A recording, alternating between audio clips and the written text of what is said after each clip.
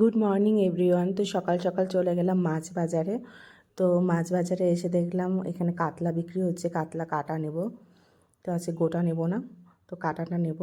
আর এই যে দোকানদার আবার আরও বলছে মাছ নিতে, এই যে রুই মাছ, তো ওগুলো বললাম ওগুলো নেব না, তো কাতলা কাটাটাই দিতে বললাম। তো এখানে মাছটা ছুলে দিচ্ছে ভালো করে, আশপাশ কেটে ফেটে নিয়ে যাব।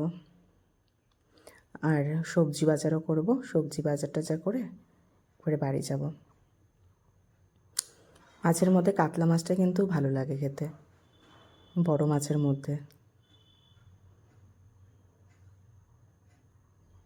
আর মাছটা বিশাল বড় ছিল, কাটতে কাটতেই শেষ হয়ে গেল।